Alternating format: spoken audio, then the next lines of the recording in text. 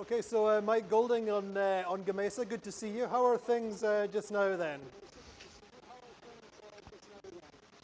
Pretty good. It's quite settled at last. Had quite an interesting day with some pretty big squalls, which spooked me for a while, and I sailed around with a reef in for quite a while.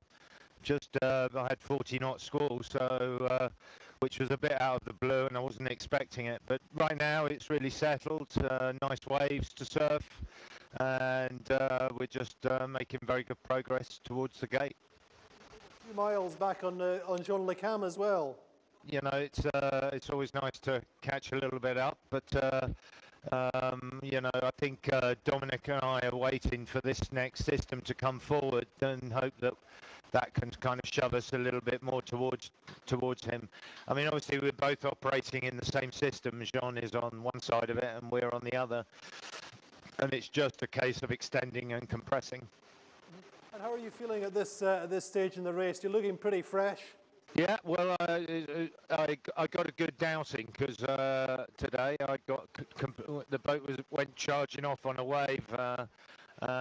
Well, when we had the big squall, and I got completely soaked top to bottom. So I used that as an opportunity, and my backed off state as an opportunity to have a shave and clean myself up and change all my clothes. So hopefully I do. But everything is soaking wet. A complete set of clothes. The next stage is the anti-meridian, Mike, 180 degrees when you start going from east to west. How will that feel? That's a really nice thought. I mean, I was speaking to my wife, Andrea, just a few days ago, and she was sort of saying, 10 days to Cape Horn. And, you know, I mean, it's really dawning on us that we're, you know, munching through this, through the race course, and only 10 more days potentially in the south. So yeah, the anti-meridian, of course, means we're actually starting to get back. We're completely at the opposite end of the scale, time-wise now. And once we cross the anti-meridian, we start to unwind that and unwind ourselves. So it definitely feels like we're on the climb homewards. That's the point, really, for you, that you start to feel that you're making miles home. Yeah, I think so. I mean, you know, we've been at sea 6 weeks now, and you know, you kind of do lose track of time. You don't mark time in the same way as you would ashore. You don't have any barriers to mark those sort of things. So consequently, it does kind of creep up on you, and you suddenly realise how far through this race we've got. Mike, obviously we speak to you regularly, and your mood always seems very even. Does it vary from day to day? Do you have bad days and good days, or in general do you manage to maintain a fairly even temperament? In general, pretty even. I mean, I do get frustrated. I did get frustrated in particular about the speed differential. It was a bit disappointing. It's a bit of a bitter pill to do all the build up to a race, and you know, I suppose you kind of fool yourself when you're working on a project like this. You don't always know what your opposition are doing, and it's a bit of a bitter pill to get on the race course and find that there's such a big speed differential. But and I did get very, very frustrated about that. But in general, working around the boat's working well. You know, I've got the problems like everyone else, but we're on top of them. We're managing them, and so long as we're managing them, my temperament remains reasonably even, I think. Good. That sounds good.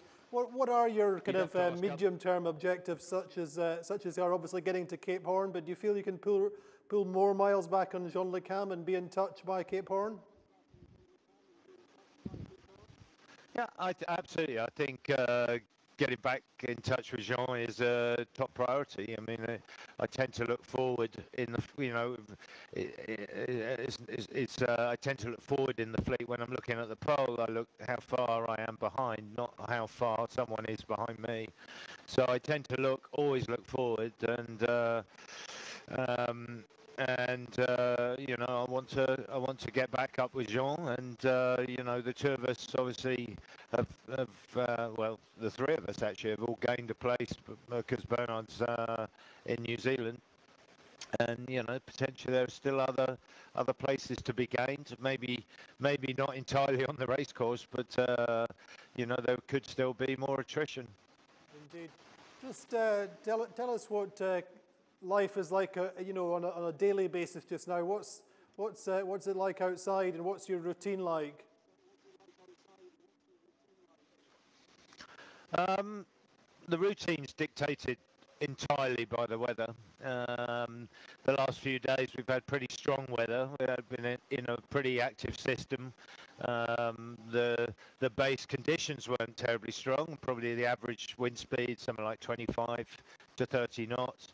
But it's the gusts, the squalls that kind of seem to control everything and control the amount of rest you can have, the amount of sleep you can get, the quality of that sleep. So a lot of it is controlled by the weather, and likewise food, just generally living on board, it's all controlled by the conditions outside.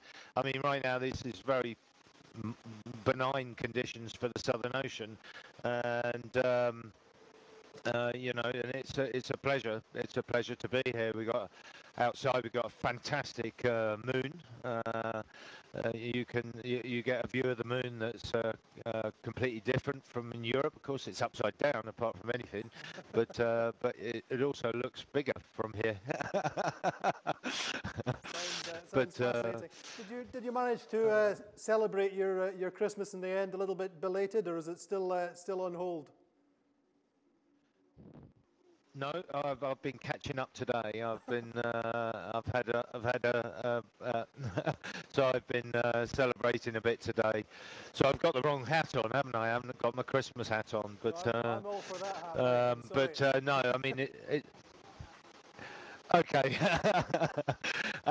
You know, I mean, perhaps I can take this opportunity to thank all the people who took the trouble to put little things on board, and equally importantly, all the hundreds of people that have sent messages, all of which have got through to me through our office. So every message gets read, and all that support is really appreciated. And we don't often. I'm a rubbish post-Christmas letter writer. So this is my way of doing it all in one. What a nice way, Mike. Anything interesting from your shore team in terms of presence? I haven't opened them all yet, so haven't opened them all yet. So let's wait and see. Let's wait and see what we get. Okay, well, Mike, have a good night, and we'll speak to you again very soon. All the best. Okay, that sounds like you know something I don't. We'll find out, though. Speak to you soon. Yeah, okay, thanks very much. Cheers.